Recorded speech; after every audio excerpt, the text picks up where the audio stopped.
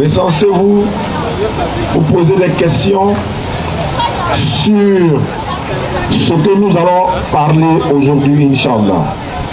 Alhamdulillah Rabbil Alamin. Wassalatu wassalam ala ashraf al-mursalin wa ala alihi wa ashabihi wa ala jami'i anbiya'i wal mursalin wa man tabi'ahum bi ihsanin ila yawmiddin. Rabbi shrah li sadri wa yassir li amri wa halul 'uqdatan min lisani yafqahu qawli. Subhanak la ilma lana illa ma 'allamtana innaka antal alimul hakim. Aujourd'hui, je crois que nous sommes le 16 de l'Qada 1445 de l'Égypte, qui correspond au calendrier grégorien le 23 mai 2024.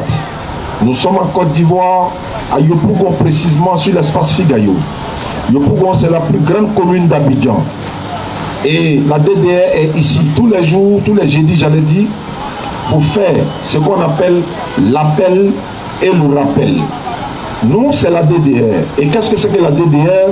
La DDR signifie la dawa dans la rue. Dawa dans la rue. DDR. Et dawa signifie quoi? La dawa signifie, il y a deux options. On peut appeler les gens dans un forum comme ça, leur parler de notre religion, répondre à leurs questions, sur les questions qu'ils veulent poser, même si d'autres religions, si, n'est-ce pas, on a la réponse. Ça, c'est la dawa, une forme de dawa. Il y a d'autres formes de dawa que nos frères de Jamaat Tabligh faisaient dans le temps, les frères daï. Un daï, c'est prédicateur. Donc, ceux-là, ils faisaient ce qu'on appelle le porte-à-porte.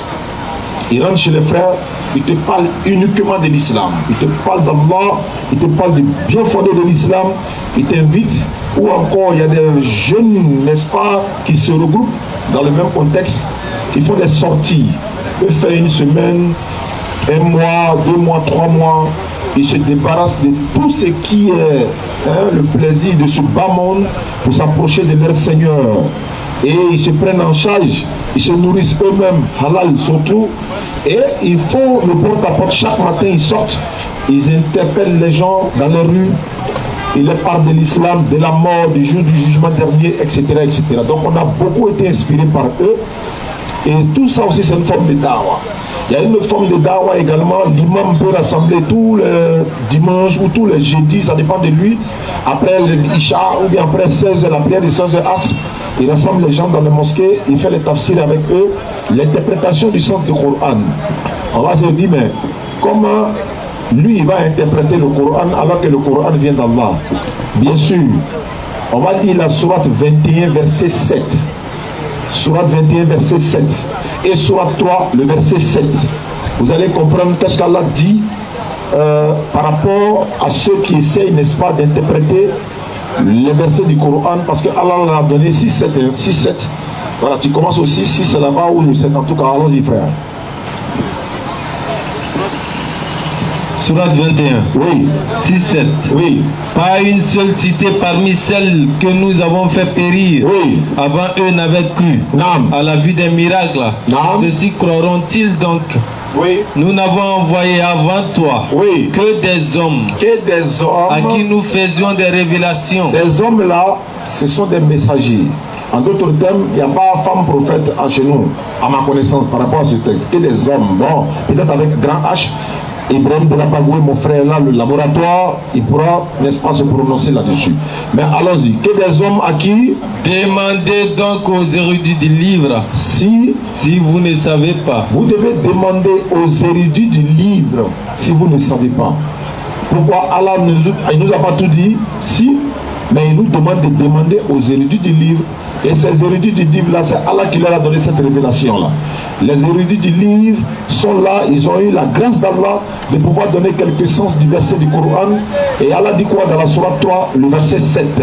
C'est lui qui a fait descendre sur toi le livre. C'est Allah qui a fait descendre sur toi le livre. Il s'y trouve des versets sans équivoque. Dans le Coran là, il y a des versets clairs, sans équivoque, qui sont la base du livre. C'est ça même qui est la base du livre là même. Il n'y a pas de débat là-dessus, c'est sans équivoque. Et d'autres versets qui peuvent prêter à d'interprétations diverses. Il y a des versets, ça peut, voilà, on peut avoir des interprétations diverses. Est-ce que vous comprenez? Par exemple, on dit, bon, Allah dit dans le Coran, Surat 4, verset 159, il n'y a personne parmi les gens du livre qui n'aura pas foi en lui avant sa mort. Est-ce que vous comprenez? Il n'y aura personne parmi les gens du livre qui n'aura pas foi en lui avant sa mort. Sa mort ici, d'autres disent, ça parle de Jésus, la mort de Jésus. Il y en a qui disent non, c'est la personne qui ne va pas croire en Jésus, là, c'est de lui on parle, avant sa mort. Il n'y a personne parmi les gens du livre qui n'aura pas foi en lui avant sa mort. Bon, le ça là, c'est Jésus, ou bien le ça là, c'est la personne. Voilà, il peut y avoir des interprétations. Non, c'est Ismaël qui devait être immolé. Non, c'est Isaac. Voilà, il peut y avoir des interprétations. Non, Allah n'a pas dit le nom d'Ismaël dans le texte de la Sourate 22, verset 37 et suite. Sourate 37, verset 100 et suite. Allah parle de l'oganim, Ismaël. Il n'a pas dit directement Ismaël. Il dit qu'Abraham a pris son fils, machin, tout ça là. Donc, il y a une interprétation diverse. Maintenant, Allah continue de dire. Les gens donc qui ont au cœur une inclinaison vers l'égarement. Voilà, ceux-là qui s'asseyent sur les réseaux sociaux là. Non, non, non, Allah a bouche. Non, il a main. Non, Allah, voilà, il mange. Non, voilà, c'est ceux-là, ils ont la maladie au cœur. Maladie d'hypocrisie, là, ça est dans leur cœur. Voilà, parce que nous on dit clairement. Parce que c'est pas pour rien, on a près de 17 à 19 Bibles, hein, les preuves sont là. Quand quelqu'un est venu ici, il dit non. Il y a plusieurs Corans.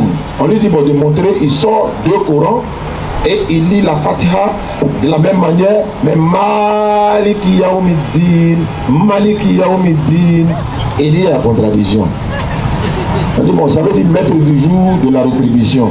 Maliki Yaoumiddin, maître du jour de la rétribution. Maliki Yaoumiddin, maître du jour de la rétribution. Où contradiction? Donc il y a des gens qui ont la maladie au cœur là. Ils sont assis dans leur boni là-bas et ils se rassemblent, n'est-ce pas, en boni, et puis ils veulent l'interpréter. Qu'est-ce qu'elle a dit? Les gens donc qui ont au cœur une inclinaison vers l'égarement mettent l'accent sur les versets à équivoque. Ils mettent quoi? L'accent sur les versets à équivoque. Même lorsque nous débattons avec ces personnes-là, on dit, mais attends frère, pourquoi tu laisses les versets clairs là et puis tu t'accroches aux versets ambigus? Non, il s'est dépouillé lui-même en prenant une forme de serviteur, devenant semblable aux hommes, il s'est humilié en mourant sur la croix. Il dit Dieu m'a envoyé. Ça va venir. Voilà le verset clair. Tu laisses ça. Non, il a l'image du Dieu invisible. Il est au commencement, il était la parole était au commencement, après la parole, il y a quoi? Il dit Dieu m'a envoyé. Verset clair. Il laisse, il s'en prend verset ambigu. Allah parle d'eux, ils ont une maladie au cœur. Continue frère. Cherchant la dissension en essayant de leur trouver une interprétation. Ils vont chercher maintenant la dissension en ayant trouvé, ils veulent trouver eux-mêmes des interprétations. Eux veulent interpréter parce que, comme je l'ai dit là, le frère qui m'appelait hier demain, il dit avec Michel, les prophètes.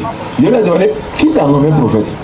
Il dit non, lui il était là, bon, il avait une vision, on lui a dit, lui le prophète, c'est rentré sorti ici. Il dit ok, comme tu es prophète là, tu connais Jésus? Il dit oui. Jésus est qui? Il dit, il n'est pas Dieu, mais il est fils de Dieu et Dieu. Voilà un. Maintenant, il dit, bon, pourquoi les autres là disent, bon, pourquoi il y a cette confusion là-bas, là, comme ça? Soyons clairs comme les musulmans là. Donc lui, bref, il a parlé avec lui. Donc c'est de ça qu'Allah parle ici. Que ce soit dans l'autre livre, que ce soit dans le Coran, les versets clairs sont là. Si on ne comprend pas, on se réfère à qui? Mais qu'est-ce qu'Allah dit? Alors que nul ne connaît l'interprétation à part Allah. Nul ne connaît l'interprétation à part Allah. Allah n'était pas arrêté là. Parce qu'il y en a qui disent ce verset, il s'arrête là. Ah, mais pourquoi vous venez dire oui à tafsir? Pourquoi vous venez dire ceci? Et puis pourquoi vous ne vous limitez pas à ça? Parce qu'Allah dit personne ne connaît. Bien sûr, c'est lui sa parole, non? Donc personne ne connaît l'interprétation si ce n'est lui. Mais est-ce que lui n'a pas donné cette interprétation-là aussi à des hommes? C'est pourquoi il a dit, demandez donc aux érudits du livre si vous ne savez pas. Qu'est-ce qu'il continue? Mais ceux qui sont bien enracinés dans la science disent. Ceux qui sont bien ancrés, ceux qui sont bien enracinés dans la science, ceux-là disent quoi? Nous y croyons. Nous là on croit. Tout est de la part de notre Seigneur. Tout est de la part de notre Seigneur. Donc ils expliquent eux-mêmes maintenant. Moussa alayhi salatu wa salam, qu'on appelle Moïse. Moïse rend l'explication de ce verset-là. Moïse avait prêché quelque part, je crois qu'il avait fait un serment. Et puis les gens disaient comme ça, ah non, ouais, est-ce qu'il y a quelqu'un qui est plus savant que Moïse? Ouais, non, mais il est prêt. Et les gens étaient satisfaits de sa prédication. Donc ils étaient en train de montrer que, ouais, Moïse, non, Moïse c'est l'homme, ouais. Donc, Allah va leur montrer que il y a quelqu'un qui est quelque part là-bas, lui là. Il n'est pas dans le public, hein. Il n'est pas au Figaro. Hein. C'est une manière de dire, nous on a arrêté ici. C'est Allah qui l'a voulu. Il y a quelqu'un qui est assis ici là, on ne peut pas se comparer à lui. Mais il ne parle pas, il ne se montre pas, nous aussi on ne le connaît pas. C'est ça l'islam. C'est ça l'islam. C'est pourquoi quand on parle ici, on se limite à la. C'est-à-dire qu'au niveau de notre connaissance. C'est pourquoi en islam, l'orgueil, la kala nous éloigne, wallah, de l'orgueil, c'est pas bon. Lui, là, si, il nous regarde. Mais c'est Allah qui a voulu que nous, on soit ici. Nous, on est ici, on ne doit pas aussi se taper la poitrine comme si on connaît tout. Non. Sinon, Allah va te faire ce qu'il a fait à Moïse pour Kidr. Est-ce que vous comprenez? Et Allah lui montre qu'il y a quelqu'un qui est plus savant que lui. C'est dans cette sourate là, il dit non, au-dessus d'un connaisseur, au-dessus de quelqu'un qui détient la science, il y a un savant plus docte que lui. Tout dérangement. En tout arrangement, non? Voilà, donc c'est un peu comme ça. Chaque savant, il y a quelqu'un qui est toujours dessus. Donc c'est pourquoi, beaucoup souvent, nous on ramène toujours vers nos imams. Donc Allah a montré à Moussa alayhi salam qu'il y a Kidri qui est là-bas. Va, tu vas croiser un homme, il va t'apprendre des choses. Quand tu entends quelqu'un va t'apprendre des choses, alors que les gens viennent de dire, toi tu es beau, tu es prêt. Et le vieux, non vieux, tu es prêt. Il veut avoir l'homme pour toi. Nous, mon film, ma femme, pardon, c'est pardon. Pardon, il faut me laisser ici, pardon. Lui là, c'est pas ton ennemi, mais il faut lui dire, il faut pas, il va continuer dans ça parce que Shaitan ne peut faire que toi aussi, tu as appris que. Et puis Allah va pas t'humilier avec un musulman. Ceux même que tu prétends qui ne connaissent rien là, avant fitine de l'année, et puis il va te poser question, tu ne peux pas répondre. Qu'Allah nous en préserve. Qu'Allah nous en préserve. Donc, Ibrahim de la Babou est là, le laboratoire est là, vous serez amenés à poser des questions, Inch'Allah. Il se met la taille bloquée dans la bouteille quelque part. Mais, même si c'était moi, il y a toujours quelqu'un qui sont assis derrière nous dans la DDR. Ils peuvent toujours, n'est-ce pas, vous donner ce qu'on est venu pour ça, Inch'Allah. Donc, préparez-vous à poser des questions. Ibrahim, bismillah. Salam alaikum wa rahmatullahi wa barakatuh. On m'a dit que salam alaikum, c'est pas la salutation. Ça veut dire la paix soit avec toi. Il dit, mais ça, non, c'est ça. Oui, c'est la salutation. Mais on dit, Sabahul Khair, Sabahul Nour. Masaul Khair, Masaul Nour. Ça, c'est bonjour, bonsoir. Salam alaikum. Wow. أعوذ بالله من الشيطان الرجيم بسم الله الرحمن الرحيم إن الحمد لله الذي نحمده ونستعينه ونستغفره ونعوذ بالله من شرور أنفسنا ومن سيئات أعمالنا من يهد الله فهو المهتدي ومن يضلل فلن تجد له وليا مرشدا وأشهد أن لا إله إلا الله وحده لا شريك له وأشهد أن محمدا عبده ورسوله فصلى الله عليه وعلى آله وأصحابه ومن تبعهم بإحسان إلى يوم يقوم الناس لرب العالمين الحمد لله رب العالمين الحمد لله الذي أرسل رسوله بالهدى ودين الحق ليظهره على دين كله ولو كره المشركون. Nous louons Allah, nous le magnifions, nous le glorifions, nous l'exaltons, le sempiternel qui transcende le temps et l'espace. Allah qui fait exister toutes choses, celui qui n'a ni début, ni interruption, ni fin. Celui de qui toutes les créatures ont besoin et lui n'a besoin de personne. Celui qui subsiste par lui-même Al-Qayyum. C'est pour lui et c'est par lui que nous sommes là sur cette terre. Nous allons vivre et lui rendre compte de gré ou de force. Alhamdulillah, nous l'implorons afin qu'il déverse sa miséricorde infinie sur la meilleure des créatures, le prophète Muhammad alayhi salatu wassalam, la meilleure de toutes les créatures, celui qui a été décrit par Allah l'éternel comme le plus parfait de la création, celui qui a été désigné comme un excellent modèle à suivre. Naam.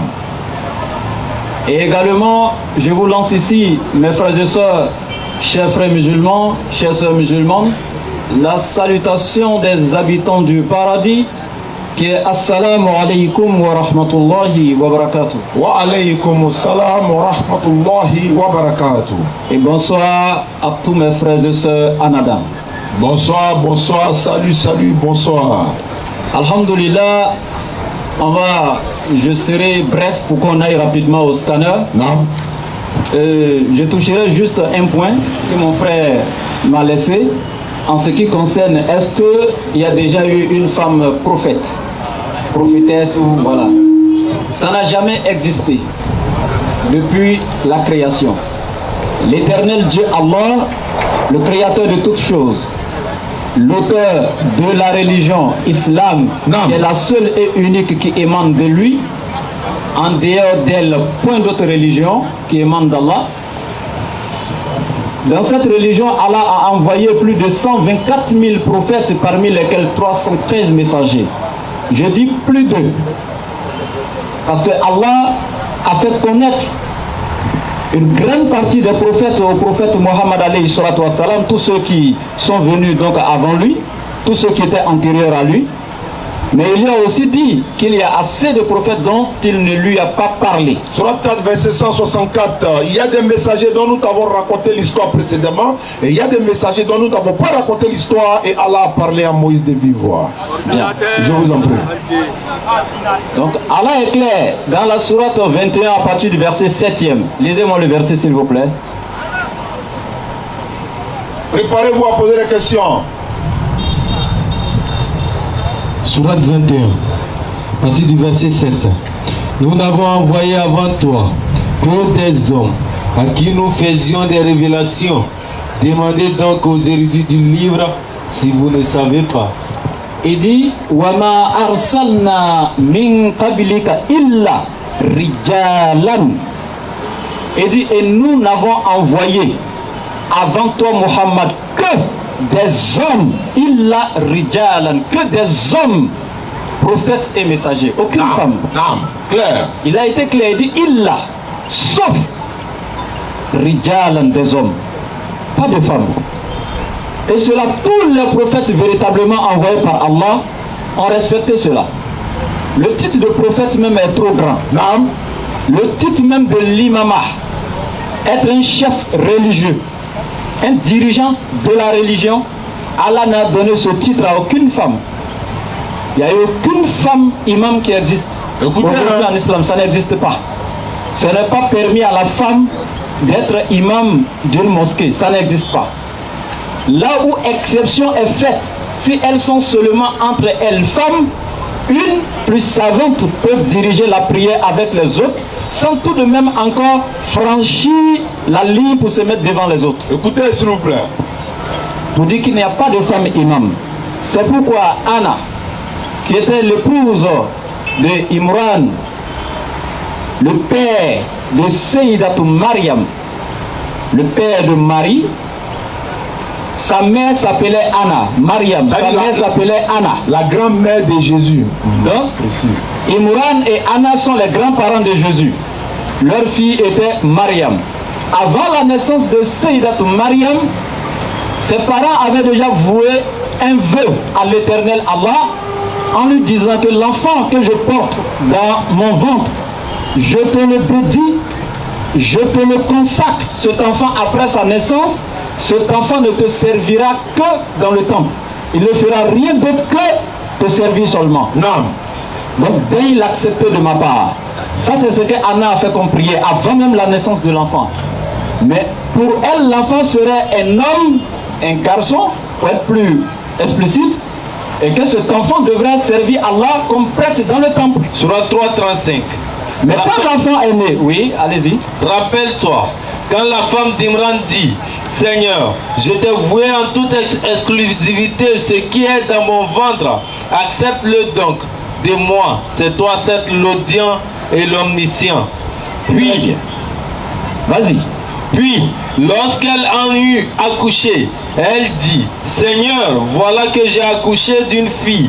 Or, Allah savait mieux ce dont elle avait accouché. Le garçon n'est pas comme la fille. Je l'ai nommé Marie et je la place ainsi que sa descendance sous ta protection contre le diable, le banni. Donc, quand elle a mis sa fille au monde et qu'elle a découvert qu'elle a accouché une fille, elle n'était plus trop heureuse. Elle dit, j'ai accouché mon enfant que je t'ai voué à Allah, mais c'est une fille. Parce que la femme ne peut pas servir Dieu comme l'homme. C'est pourquoi elle ne peut même pas faire les 30 jours d'un mois complet dans l'adoration étant pure. Et à un moment, elle va se mettre à côté d'abord. Et donc, elle dit, j'ai accouché d'une fille. Allah, il lui répond, je sais très bien de ce que tu as accouché, puisque c'est Allah qui a placé l'enfant en son sein. Mais lui-même, il dit, oui. La femme n'est pas comme l'homme. Et donc, ce n'est pas pour rabaisser la femme, bien sûr, mais la position de la femme, comme je dis, dans la position de prêtre, d'imam, de tout ça, ça n'existe pas dans la religion. Et donc, c'est pourquoi au temps de Nabi Isa alayhi salam, il a choisi 12 apôtres, cité même dans Matthieu chapitre 10, verset 10. Mais il a cité les 12 apôtres sans aucune femme. Et c'est pourquoi 1 Timothée 2, 9 à 11 dit qu'il n'est pas permis même à la femme de prêcher le message de Dieu. Elle doit demeurer dans le silence. Et dans 1 Corinthiens 14, 34 également. Donc pour dire, en islam comme dans le christianisme, il n'est pas permis à une femme d'être et pasteur là-bas et imam ici, à plus forte raison être prophète. Donc c'était pour éclairer cette partie. Non. Maintenant, alhamdoulilah, le frère encore il a touché un autre point sur l'orgueil, oui. La fierté et la prétention. Surtout de la part de beaucoup qui se disent aujourd'hui prédicateurs. Et je m'inclus. Le meilleur des rappels, c'est de se rappeler soi-même avant d'appeler les autres. Effectivement, avec le peu de science qu'Allah confie à un être humain, oui. Si ne serait-ce le poids d'un atome d'orgueil ou même un iota d'orgueil t'anime, tout est voué à l'échec. Toutes les actions que tu as posées dans l'appel à Allah, tout ce que tu as fait comme prière, tout ce que tu as fait comme adoration, plus le poids d'un atome d'orgueil, dans tout ce bagage-là, le jour de Yawm al-Qiyamah, Allah il dit tout devient vain. C'est dans l'humilité que nous devons adorer Allah. C'est dans la soumission. C'est dans l'apprentissage et dans le respect. Donc je le dis, nous avons beaucoup de personnes aujourd'hui à qui Allah a confié une petite science. Il leur fait une petite grâce et c'est fini, ils ont la grosse tête. C'est lui, personne ne peut lui donner encore des conseils.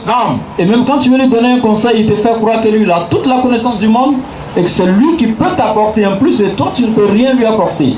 Si vous voyez un savant comme ça, ne l'écoutez même pas, ne le suivez même pas.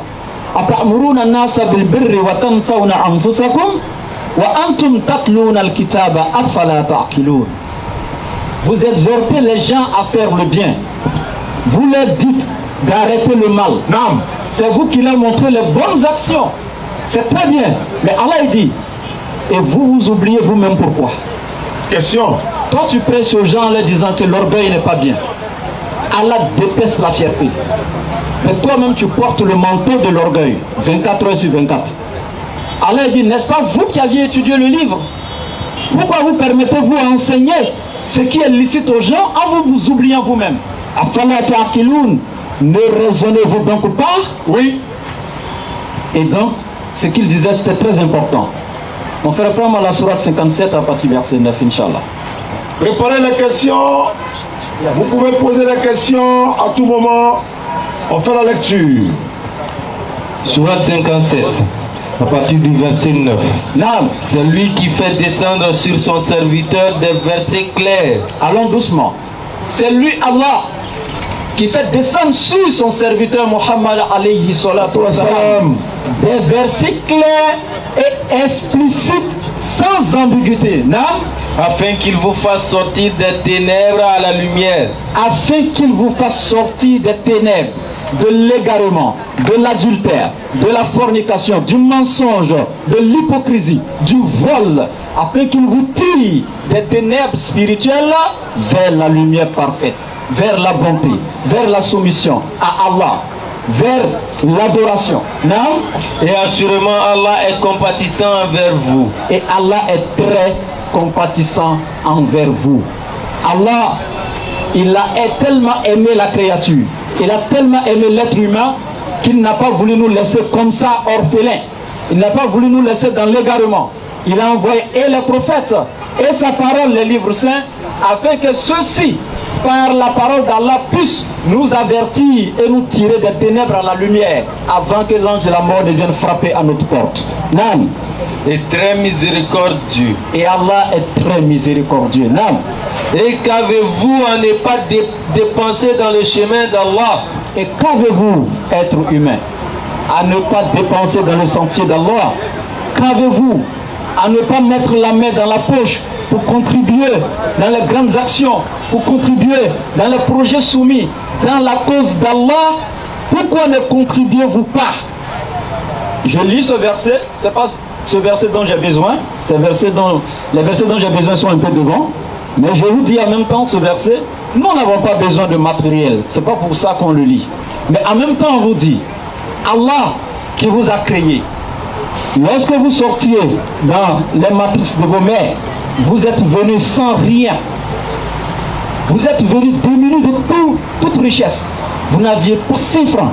Vous n'aviez aucune relation. Vous êtes venus faibles et pauvres. C'est Allah qui vous a gratifié. C'est lui qui vous a enrichi. C'est lui qui vous a facilité le peu que vous possédez aujourd'hui. Et Allah, il vous dit, ce peu que je vous ai donné, aidez les pauvres. Soutenez ma cause. Participez dans la construction des mosquées, dans les centres islamiques. Mais quand on vous appelle à contribuer dans le sentier d'Allah, vous vous détournez complètement. Non. Subhanallah. Cet argent que tu as, mon frère, ma soeur, cette fortune que tu as, tu mourras et tu laisseras cette fortune ici, ou de ton vivant, Allah te rendra pauvre et tu verras cette fortune partir. Il y a 2 cas. Soit c'est toi tu meurs pour laisser la fortune, soit de ton vivant, Allah te réappauvrit. Parce que tu es né pauvre, de ton vivant, il t'arrache toute cette fortune et il te laisse pauvre. Personne ne restera éternel avec ce qu'Allah lui a confié. Allah t'a juste confié, ce n'est pas pour toi mon frère. Alors, Allah il dit, qu'avez-vous à ne pas dépenser pour la cause d'Allah? Ça fait des mois que la DD est en train de vous interpeller. Non. À participer pour la construction du complexe islamique qui est dédié à l'encadrement des convertis. Et jusqu'à aujourd'hui, nous crions haut et fort sur la toile. Jusqu'à aujourd'hui, nous vous interpellons. Si chaque musulman mettait sa main dans la poche et contribuait même à hauteur de 1000 francs seulement, tous les musulmans de Côte d'Ivoire, ce centre allait sortir de terre et même le centre serait déjà terminé. Mais aujourd'hui c'est difficile de sortir l'argent, même pour contribuer dans la cause d'Allah. Parce que nous nous disons, quand je dépense, ça finit. Alors qu'en réalité c'est archi faux. D'abord tu dois savoir que ce n'est pas ton intelligence qui t'a donné cette fortune-là. Il y a des gens qui sont allés à l'école, qui ont eu des plus grands diplômes que toi, qui ont été plus intelligents que toi, qui ont eu des prix d'excellence dans la vie, mais qui sont restés avec tous ces diplômes à la maison sans rien. Mais toi peut-être que tu étais parmi les derniers de la classe, Allah t'a facilité aujourd'hui, tu as eu un boulot, tu es assis dans un bureau. Mon frère, ce n'est pas ton intelligence, ce n'est pas ton courage, ce n'est pas ta force, mais c'est la grâce d'Allah. Alors quand Allah t'interpelle, que ce soit toi ou pas, la religion d'Allah avancera. Non. Ce que tu donnes pour la cause d'Allah, ça te revient toi-même et c'est toi tu prendras ce salaire auprès d'Allah et ce serait le prix pour ton paradis. Allons-y. Et qu'avez-vous à ne pas dépenser dans le chemin d'Allah, alors que c'est à Allah que revient l'héritage des cieux et de la terre? Vous avez entendu, c'est à Allah que revient l'héritage des cieux et de la terre. Mon frère, tout ce que vous voyez, les maisons, les voitures, les êtres humains, tout ce qui existe, Allah a dit toutes ces choses disparaîtront complètement. La terre restera vide comme si aucun être vivant n'a existé. Tu ne verras même pas un seul moustique, même un seul microbe, subhanallah. Tout disparaîtra. Kullu man alayha fanin wa yabqa wajhu rabbika zul jalali wal ikram. C'est seulement la face de ton Seigneur qui restera et qui sillonnera tout. Et en ce moment, Allah il posera la question. Oui. Manil mulkul yawma. La royauté appartient à qui aujourd'hui? Où sont les présidents de ce monde matériel? Où sont ces grands richards? Où sont ceux qui possédaient le pouvoir? Où sont-ils les grands savants? Personne ne répondra parce que tous ont été réduits en silence. Aucun être vivant n'existe, même pas un seul microbe, ni un seul moustique, comme j'ai dit, tout disparaîtra. Et Allah il dit avant ce jour, mon frère, le peu qu'il t'a donné, oui, contribue dans les bonnes actions. Ne prends pas le bienfait d'Allah pour combattre la cause d'Allah. Ne prends pas le bienfait d'Allah pour aller dépenser dans la désobéissance à Allah. Tu as eu l'argent dans le halal, à la sueur de ton front, mais tu allais mettre ça dans l'adultère, la fornication, dans l'alcool, etc. Tu iras en enfer. Le peu qu'Allah t'a donné, certes c'est pour toi, tu tapes ta poitrine avec. Tu dis c'est le fruit de la sueur de mon front, mais Allah, dans le livre qu'on appelle le Coran, qui est le manuel de l'être humain, Allah il t'a donné des instructions à suivre. Un comportement que tu dois adopter. Donc mon frère, c'est pour toi. Non, on ne peut que te sensibiliser, te raisonner, te demander de suivre le bien. Mais si tu t'entêtes, la mort, elle est inéluctable, elle est inévitable et elle est certaine. Tout le monde la voit. Elle ne fait que frapper chaque jour. Toutes les classes d'âge sont victimes, que ce soit les enfants, la jeunesse, les vieillards, quel que soit ton rang social, que tu sois riche, que tu sois pauvre, roi, quel que soit ton pouvoir, quelle que soit ta petitesse et ta grandeur, la mort frappe et c'est une certitude à nos yeux dans le quotidien. Donc mon frère, fais ce qu'Allah te demande aujourd'hui, sois avec Allah, parce que si tu restes avec les êtres humains qui te détournent de la cause d'Allah, le jour où tu mourras, c'est ton entourage, tes amis, tes frères, tes soeurs, ta femme, tes parents qui seront les premiers à t'ensevelir. Toi qui portais aujourd'hui des costumes de 1 million et quelques, des bazins d'1 million et quelques, c'est d'un morceau de tissu. Trop, si le mètre est trop, même c'est 1000 francs ou 1500, c'est dans ça qu'on va t'enrouler et aller te mettre au fin fond de la terre. Toi qui ne pouvais même pas dormir dans un très couché, toi qui ne pouvais même pas dormir dans n'importe quelle maison, pour toi c'était les maisons de luxe, regardez ta faim. Vous voyez aujourd'hui, même regardez l'Arabie, où on pense que ce sont les personnalités les plus riches du monde qui se trouvent là-bas, mais même quand le roi de la Mecque est mort, regardez comment on l'a enterré. Le plus grand, ou l'un des plus grands souverains de ce monde, a été enterré comme le plus simple berger du désert. Subhanallah. Non? On ne peut comparer cependant celui d'entre vous qui a donné ses biens et combattu avant la conquête. Avant la conquête de la Mecque, ceux qui ont suivi le prophète et qui ont été les premiers, as-sabiqoun al-awwaloun, ceux qui ont été les premiers à donner leurs biens, à donner leur poitrine, à sacrifier leur vie, qui se sont donnés corps et âme pour la cause d'Allah, ces derniers sont plus hauts et en hiérarchie que ceux qui ont dépensé et ont combattu après. Allah il dit, ces derniers auront des rangs plus élevés, non seulement ici, sur cette terre, le jour de Yawm al-Qiyamah, et même dans le paradis.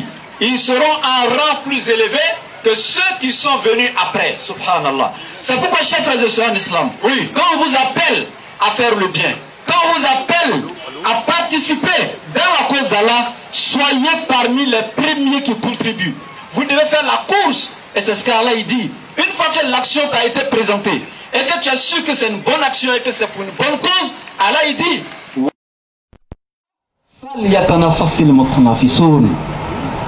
c'est dans ces actions-là que vous devez faire la course. Oui. Si vous devez concourir pour des actions, ce sont ces actions-là. Et la DDR vous interpelle depuis des mois. Participez, contribuez. Ce ne sont pas nos maisons. Ce n'est pas Oussad Zane qui dormira là, ni Ismaël Aka.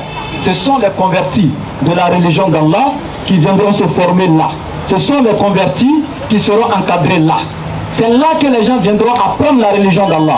Et quiconque contribue dans une action comme ça, c'est une sadaqatul jariya, une aumône qui est illimitée. À chaque fois que quelqu'un vient apprendre de génération en génération, toi tu auras tes hasanat et ta récompense dans la tombe jusqu'au jour du jugement dernier. Nam. Oh, à chacun Allah a promis la plus belle récompense. À chacun des deux groupes, Allah a promis la plus belle récompense.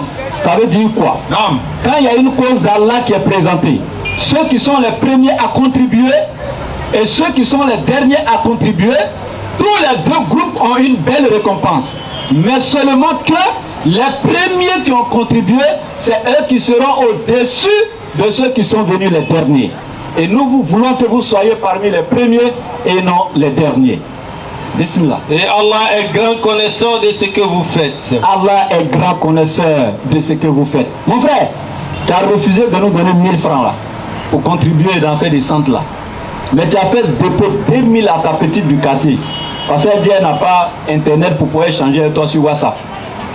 Tu veux voir son visage à cause de ça, tu lui as fait dépôt 5000. Contribue rapidement, je vais te voir. Depuis matin, on ne s'est pas vu. Mais pour la cause d'Allah, tu n'as pas pu donner 500 francs. Tu allais dire quoi à Allah? Ta propre maman qui t'a mise au monde, qui t'a apporté 9 mois dans son ventre, qui a subi épreuve et épreuve, difficulté sur difficulté avec toi. Aujourd'hui, la veille t'a demandé, mon fils, donne-moi 500. Tu dis, maman, c'est chaud, hein. Mais la nuit, tu allais payer poisson 2500, tu as mangé à ta petite. Ton papa est en train de manger à la maison, c'est du taux. La sauce là même là, c'est un vrai miroir, il n'y a même pas un morceau de viande dedans. Mais toi, tu fais quoi avec les petites filles? Ton argent là, Allah dit, les connaisseurs, ils voient ce que tu fais. Oui. Tu as abandonné Allah, tu as abandonné sa cause, tu as abandonné tes parents, tu as abandonné les bonnes actions. Tu ne mets pas ton argent dans la bonne cause, mais tu dépenses ton argent dans le haram. Allah dit qu'il est témoin de ce que tu fais. Il t'a vu. Et il sait ce que tu fais.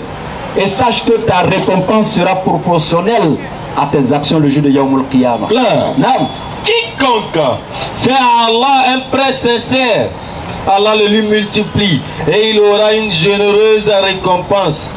Quiconque fait à Allah un prêt sincère. La question qu'on va se poser. Oui. Allah est-il pauvre au point de venir prendre crédit avec quelqu'un? Non. Mais vous voyez, tellement que le pauvre fait pitié. Si parmi les êtres humains qui existent, il y a les autorités, les savants, les riches, les pauvres, etc. Le groupe d'êtres humains qu'Allah a choisi et parmi lesquels il s'est placé, ce sont les pauvres. C'est pourquoi il dit celui qui donne à un pauvre, c'est comme s'il l'a mis directement dans la main d'Allah, alors qu'Allah n'a pas de main. Ce qui veut dire c'est à Allah que tu as donné directement. Et dit quiconque fait prêt à Allah, quand tu donnes à un pauvre, tu as fait un prêt à Allah. Quand tu contribues dans la cause d'Allah, tu as fait un prêt à Allah. Et Allah il dit, il va te multiplier ça à l'infini même s'il le faut. C'est Allah seul qui sait jusqu'à quel point il va multiplier cette bonne action pour te récompenser le jour de Yawmul Qiyamah. Donc mon frère, ma soeur, ce que tu donnes, c'est ce que tu reçois. Pour terminer, il y a un jour de Tabaski, le prophète je termine avec ça. Il a immolé son mouton de Tabaski et il a dit à sa femme de partager la viande et il est sorti pour saluer les voisins. Et quand il est revenu, sa femme avait partagé presque toute la viande sauf l'épaule seulement. Et elle lui dit, tu vas vraiment m'excuser mon mari, dans l'oubli j'ai presque partagé toute la viande, j'ai gardé que l'épaule pour nous. Il dit à sa femme, tout ce que tu as donné c'est ce qui est pour nous et l'épaule que tu as laissée n'est pas pour nous. Ça va rentrer dans le ventre, 2 heures du temps c'est déjà fini. Mais ce que tu as donné aux gens là, c'est ce qu'on va les retrouver auprès d'Allah le jour de Yawmul Qiyamah. Merci. Allahu Akbar. Donc, le message est passé 5 sur 5. Bismillah, scanner. Salam alaikum wa rahmatullahi wa barakatuh. Wa alaikum salam wa rahmatullahi wa barakatuh. Monsieur Bamba a demandé pour sa question. Bamba a demandé pour sa question. Les filles qui ne sont pas voilées là, si vous n'êtes pas voilées, allez-y vous raser. Monsieur Bamba Draman. Ah, la Bible a parlé, allez-y vous raser. Pas beaucoup d'ailleurs, c'est pas trop ça. Hein? Donc, allez-y vous voiler. Assalamu alaikum wa rahmatullahi wa barakatuh. Wa alaikum salam wa rahmatullahi wa barakatuh. Je suis là ce soir, ce n'est pas pour poser une question. Je viens de l'Angleterre, ça fait une semaine que je suis là. J'ai vu ce groupe pendant plusieurs années. Mais je n'avais pas la chance de me faire parmi le groupe aujourd'hui là pour faire un témoignage. Ça c'est un honneur. Je ne serai pas long, mais j'aurais voulu faire mon témoignage après. Il n'y a pas de problème. Pour vous remercier, Inch'Allah. tout ce que vous avez fait pour nous et nous, mes soeurs qui sont déjà en Angleterre là-bas. Non. Et comme je l'ai dit, ça fait une semaine. Voilà, c'était juste pour faire ce témoignage. Vous présenter que moi je suis là et que je vais tenir compte avec vous. Inch'Allah, il n'y a pas de problème. Merci beaucoup, monsieur. Assalamu alaikum wa rahmatullahi. Bonne arrivée. Voilà, ceux qui veulent nous voir également, après, comme monsieur Baba l'a dit, on reçoit au bureau. Le bureau de la DDS est juste là, à 10 minutes d'ici. Commissariat du 23e arrondissement, on reçoit tout le monde. Puis ça finit, c'est gratuit, hein, voilà. C'est pas encore un pasteur au temps. Allons-y. Monsieur Enza a demandé pour sa question. Enza, vous savez que c'est les Koyara qui ont transformé Issa à Enza. Jésus, hein, on l'appelle Issa, au Loutala qui pour Enza. Si c'est faux, il faut demander. Alors il dit c'est vrai, il confirme. C'est eux qui ont gâté ton nom, ils savent que tu vas. Wa alaikum salam wa rahmatullahi wa barakatuh. Bon, moi c'est la première fois que je suis à Figaro pour assister à votre tabac. Vraiment c'est un honneur pour moi. Parce que longtemps je vous suis sur les réseaux sociaux, je vais m'enseigner dans votre zone là-bas à Couteau. Ah, tu as vu ça? Voilà, j'ai fait 8 ans là-bas et alhamdoulilah, Dieu a fait grâce. Je suis en formation ici cette année. J'ai dit que je ne peux pas terminer ma formation. Vraiment? Sans venir assister à votre tabac. Ça fait plaisir. Donc vraiment merci beaucoup. Merci beaucoup, bonne arrivée à toi. Maintenant ma question c'est avoir là-bas le grand frère un terrain. On est en train de construire là-bas un peu. Et le voisin, c'est un musulman. Et c'est chez lui-même on garde tout le matériel, tout ça. Mais le voisin a fait construire une case au milieu de sa cour où il a entreposé, disons, ses fétiches. Il a même mis des signes dessus pour dire que ici, ce sont des fétiches. Donc, chaque matin, quand on va au boulot, il y a des gens qui viennent avec des bêtes, des moutons, des chèvres et autres. Ils viennent lui donner et il fait des incantations du Amaleké. Voilà, après il monte les bêtes et nous, ils viennent donner une part. Ah, les voisins, bon, comme vous êtes là, alors, voilà pour vous. Vraiment, c'est un bon voisin. Voisin de jeunesse, là. Voilà. Vraiment. Donc, il nous donne une part. En tout cas, moi, je sais que je ne dois pas manger, mais chez nous, on garde le matériel, tout ça. Je n'ai pas le ficelé, je prends. Mais après, bon, quand moi j'arrive devant là-bas, bon, je jette. Bon, il ne sait pas ce qu'il fait là, si c'est bon ou bien si c'est mauvais. Voilà pourquoi il vient pour poser la question. Et puis la deuxième question, c'est, j'ai vu une fois sur les réseaux sociaux, il y a quelqu'un qui a posté comme ça que une soeur qui n'a pas porté de chaussettes, sa prière n'est pas valide. Je voudrais savoir si c'est vrai ou faux. Comme l'imam est là, le Oustaz est là, elle n'a pas porté de chaussettes. C'est-à-dire, comme vous avez sorti en bris, c'est-à-dire, où elles sont là. Voilà, il y a une seule qui a porté des chaussettes, d'autres n'ont pas porté, donc. Ok, alhamdulillah Rabbil Alamin, summa alhamdulillah Rabbil Alamin, qu'Allah nous donne la bonne compréhension. Vraiment, hein, Amina. Concernant la première question, je pense que en tout milieu et en toutes circonstances, tu ne dois pas avoir honte de présenter ta religion et les principes de ta religion. Lui, il n'a pas eu honte. Tu ne dois pas avoir honte, justement, c'est là que j'allais en venir. Lui, il fait pour lui, il te montre clairement. Toi aussi, il faut refuser clairement. Tu lui dis, en toute humilité, avec respect, avec sagesse, vraiment voisin, cette viande, moi, ça ne m'est pas permise dans ma religion. Voilà, tu lui donnes. Peut-être que dans l'échange avec lui, tu peux même l'amener à la raison. C'est possible. Surat 621. Vas-y. Et ne mangez pas de ce sur quoi le nom d'Allah n'a pas été prononcé, car ce serait assurément une perversité. Les diables inspirent à leurs alliés de disputer avec vous. Si vous leur obéissez, vous deviendrez des associateurs. Donc, dans le cadre où il y aurait peut-être une dorura, on allait te donner la possibilité d'accepter et aller jeter devant. Si par exemple tu étais dans un cadre où tu étais en danger, peut-être entre la vie et la mort, et que tu dépendais de lui, et que c'est un mécréant qui, lorsque tu le contredis, il te tue, dans cette contrainte, on va te dire, prends, jette devant. Mais ici, là, tu es en toute liberté, tu lui dis la vérité. Si pour ça, il te dit, il te chasse, il te dit de prendre ton matériel, tu prends ton matériel, tu trouves une autre solution. Mais pas aussi avec arrogance, comme j'ai dit, dans la sagesse et la bonne exhortation. Mais maintenant, ce que je fais, est-ce que je dois me repentir ou bien... Non, tu ne savais pas. Et quand on ne sait pas, Allah ne tient pas rigueur pour ça, n'est-ce pas? Tu peux juste après ta prière t'excuser auprès d'Allah et puis c'est passé parce que tu ne savais pas. Tu pourrais même donner un chien, il peut manger. Non, on l'a jeté, au même. Ok, donc on continue rapidement. Ouais, c'était pour amuser la galerie. Oui, bien sûr. Concernant le problème de comment on appelle ça? Chaussette là. Pour les femmes. Chaussette des femmes là. La femme n'est pas obligée de porter chaussettes pour que sa prière soit acceptée. Non. Mais le haut qu'elle va porter, la robe qu'elle va porter, doit quand même descendre pour fermer les pieds. C'est pourquoi même au temps du prophète, il y a des femmes, les robes qu'elles portaient, ça traînait même à terre. Au point même où Salma est venu demander au prophète alayhi salatu wa salam. Maintenant, quand la robe traîne à terre, ça va ramasser des impuretés, des saletés et tout. Est-ce qu'on pourra prier avec après? Il a dit oui, la terre sèche rend pure.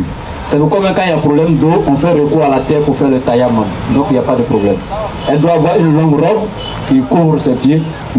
Pas les femmes qui portent des robes et puis on voit après même depuis la cheville pour descendre, tout ça c'est même le tibia, quand ça baisse même pour faire le recours, ça monte encore plus. Non. Mais jusqu'à porter chaussettes, si elle porte, il n'y a pas pour alhamdoulilah, ça fait encore un plus dans la piété.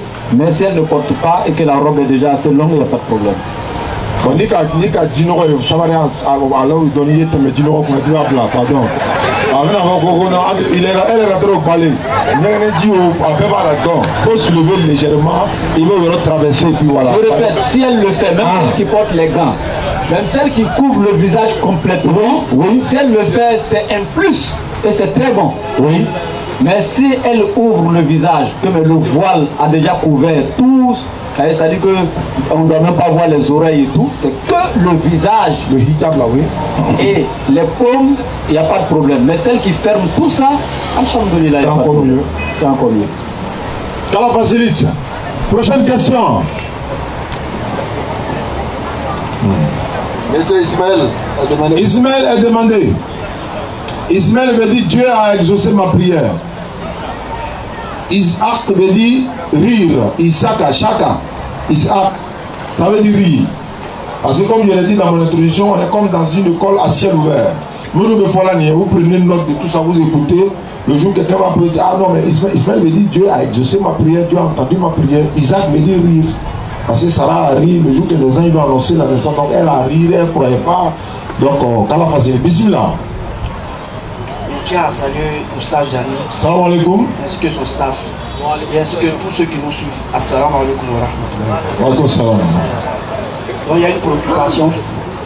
La première préoccupation, c'est de savoir par rapport au repenti. Si on s'est repenti, si tu as respecté, c'est par rapport au repenti. Voilà, repenti des péchés. Si tu t'es repenti, tu as suivi les règles qui sont données. Tu as demandé pardon à l'adon, tu as fait un péché. Tu as suivi les règles qui sont données. Maintenant, il veut savoir quelle est la preuve qui montre que Allah nous est pardonné. Parce qu'au temps du prophète Muhammad, sallallahu alayhi wa sallam, lorsqu'il y avait un truc comme ça, ou bien quelqu'un a fait un péché, a commis une faute, Allah pouvait le punir. Maintenant, souvent, on attendait une révélation qui doit descendre d'abord d'Allah pour voir vraiment si Allah a pardonné telle personne, telle personne. Maintenant, il veut savoir l'autre temps là, le prophète n'est pas là. Il n'y a pas quelqu'un où Allah peut révéler pour montrer que vraiment tes péchés là sont pardonnés. Maintenant, il veut savoir quel s'y prouve. Quand on fait un péché, puis on se répand là, quel s'y prouve que Allah nous est pardonné. C'est ma préoccupation qu'elle a. Très belle question. Vas-y. Ok. Moi, il y a une question, il y a une révélation pour pardonner le péché là. Tu vas me dire ça, c'est vidéo. D'accord. C'est la partie là, il veut savoir. Voilà, allons-y. Donc, ici, mon frère, pour aller rapidement, Le prophète n'est plus là aujourd'hui, certes, mais Allah, depuis le temps du prophète, il a révélé 2 versets à travers lesquels il a donné des conditions. Et il dit, celui qui remplit ces conditions, Allah exauce son repenti. Ou celui qui ne remplit pas ces conditions, son repenti ne sera pas accepté. Sourate 4. Verset 18. 17 à 18, rapidement, on va aller. Vas-y, le prophète n'est pas là. Si tu as continué d'empêcher, c'est ce qu'on veut savoir.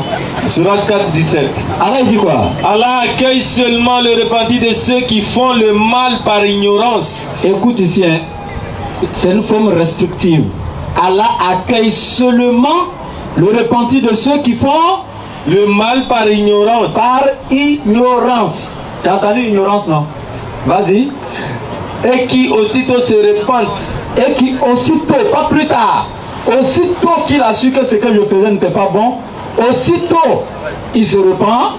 Voilà ceux de qui Allah accueille le repentir. Voilà ceux de qui Allah accueille le repentir. Donc mon frère, si tu es en train de commettre quelque chose dans l'ignorance, ça dit que tu ne savais pas que c'était pas bon. Et puis un coup on est venu te dire hey, ce que tu faisais n'était pas bien. Hein? Aussitôt, ça dit sur le champ, tu as regretté. Tu as promis à Allah que tu ne reviendras plus dessus. De façon sincère. Et puis tu as arrêté réellement aussi. Allah il pardonne tes péchés. La preuve est qu'Allah ne se contredit pas. Donc voici le verset qui prouve que tu es pardonné. Continue le 18. Et Allah est omniscient et sage.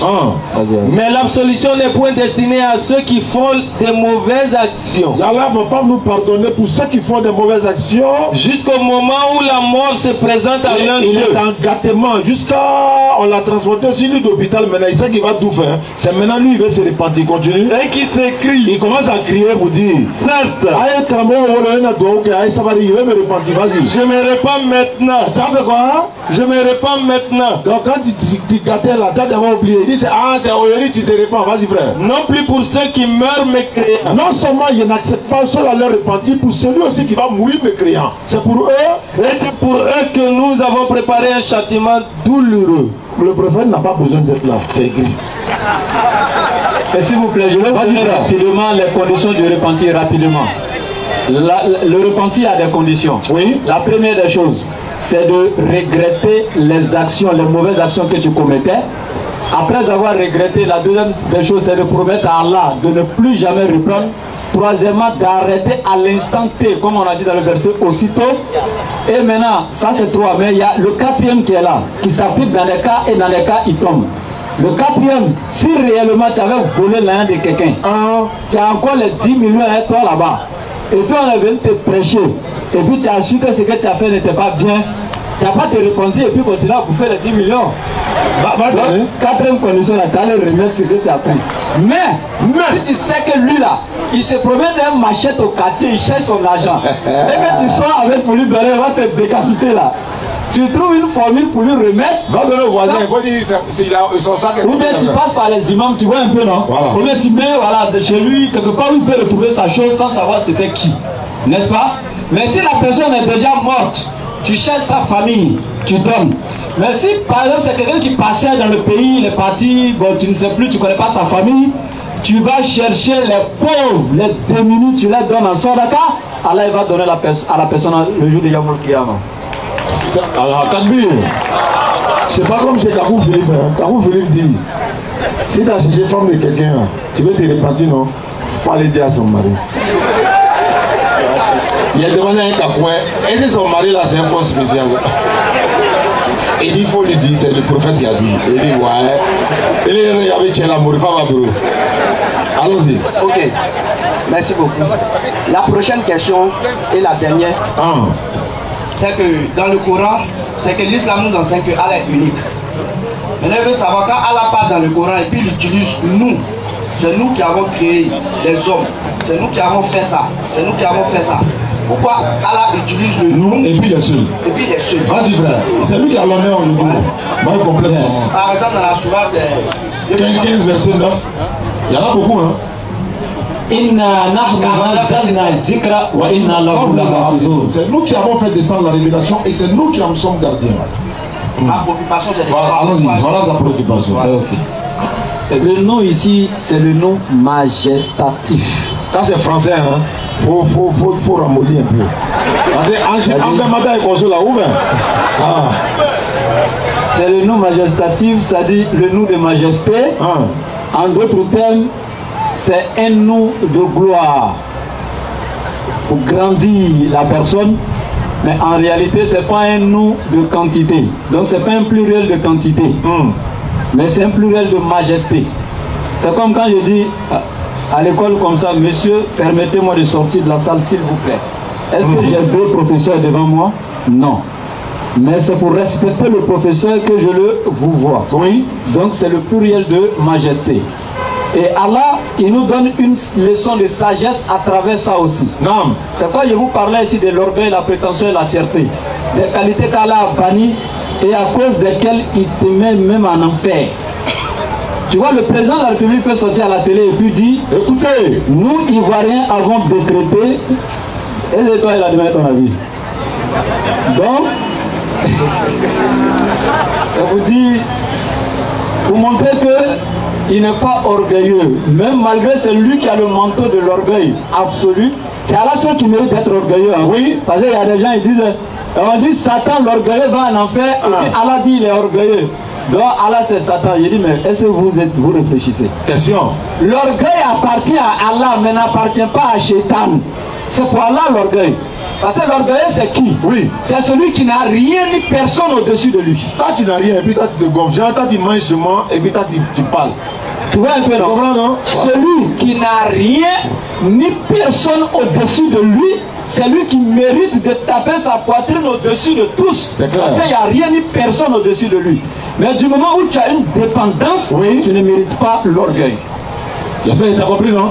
Voilà. Mais malgré que Allah est à cette position-là, regarde, il met la contribution des anges et de ses prophètes. Oui.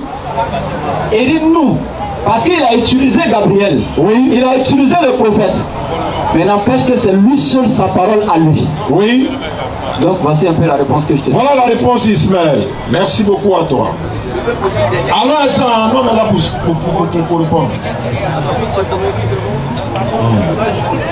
Non mais c'est pour ça, parce que quand tu es allé sur la toile là, les morts qui sont en train d'embrouiller les gens là-bas, quand ils vont dire toi tu as la réponse, tu as terminé.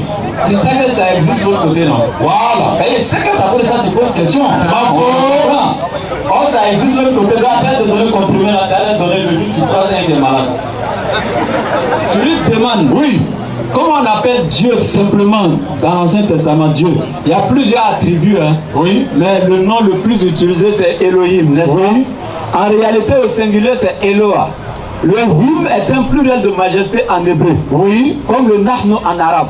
C'est pourquoi on dit Elohim. C'est le pluriel de majesté. Mais alors qu'il n'y a pas plusieurs dieux. Au commencement, Genèse 1.1, Dieu créa les cieux et la terre. Est-ce que tu as vu écrit là-bas, les dieux ont créé? C'est au singulier, non?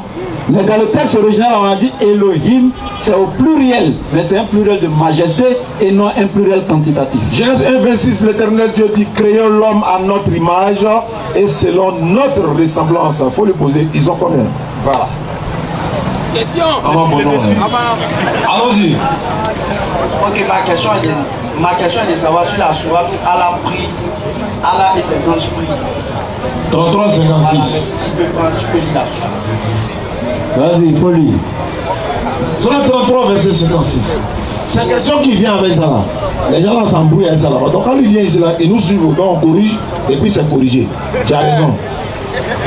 Certes, oui. Allah et ses anges prient sur le prophète. Non. Oh, vous qui avez cru. Oui.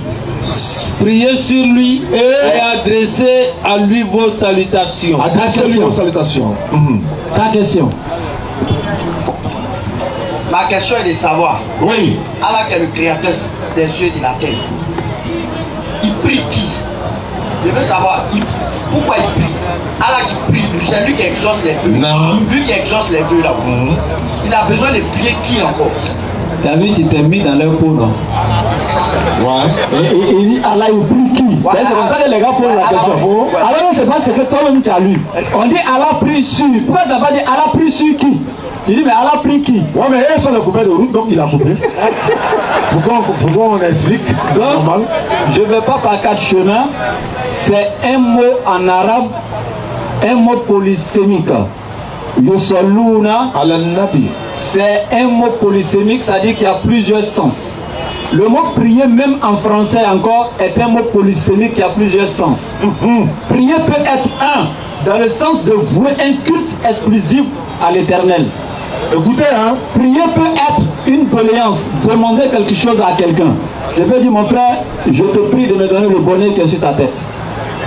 Je t'ai prié, non? Mais est-ce que je t'ai adoré? Tu m'as pas adoré. Tu vois un peu, non? Ouais. Donc, Allah prie sur, là. Ça veut dire, maintenant tu vas voir une autre traduction où c'est écrit Allah béni. Donc, prier, c'est béni aussi. C'est un mot polysémique. Donc, ça prend tout ça. Ça prend vouer un culte, ça prend demander quelque chose à quelqu'un, ça prend faire des bénédictions, etc., etc. Donc, ici, on te dit Allah prie sur. Quand les fidèles vont à l'église et puis ils disent au pasteur, bénis-nous, papa pasteur, il faut à genoux devant lui, non? Il ne prie pas. Est-ce qu'il est en train de les adorer? Non, il les adore pas. Mais quand il prie sur eux, vous faites quoi? Il est béni. Les délivrer, ou bien les bénis, n'est-ce pas?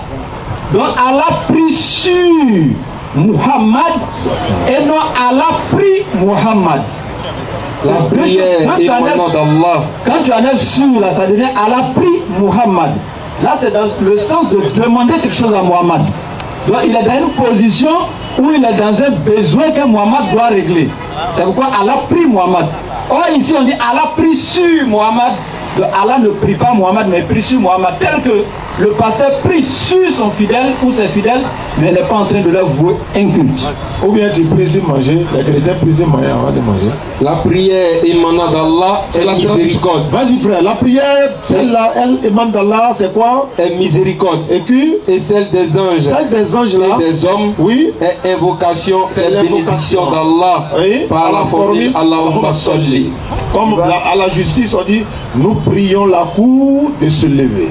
Le terme salat désigne ici l'invocation à dua dans la langue arabe.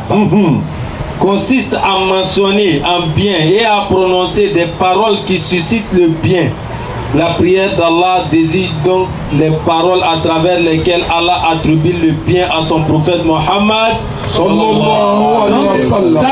C'est différent de Jésus priait Dieu. Matthieu 26, 39. Jésus faisant quelques pas en avant, se prosterna, face contre terre et pria Dieu. Là tu comprends français là-bas, non? Il se prosternait et il pria Dieu. Dans le sens de demander quelque chose à Dieu. Et là il demandait à ne pas mourir. Oui. Il y a vu quelqu'un qui a répondu à Ismaël Aka la dernière fois en disant, face contre terre est différent de face à terre. Oui. Amen à belle-mère. On y va.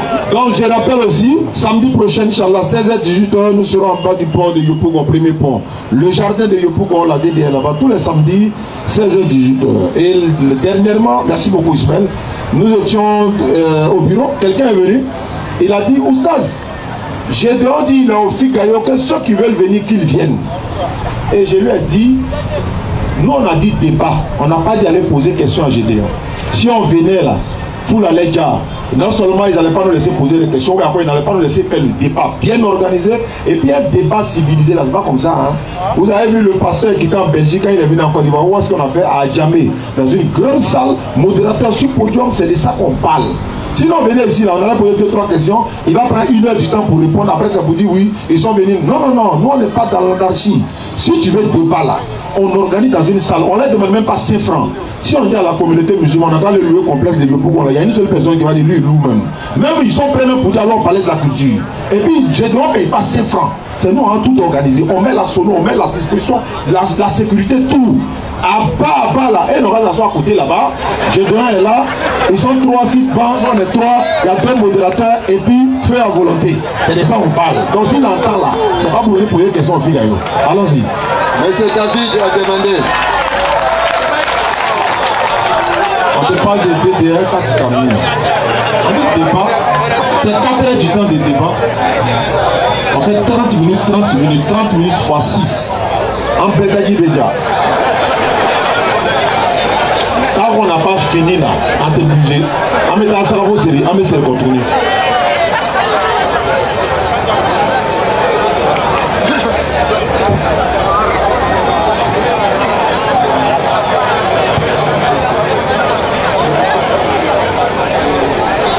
À 11h. À 11h.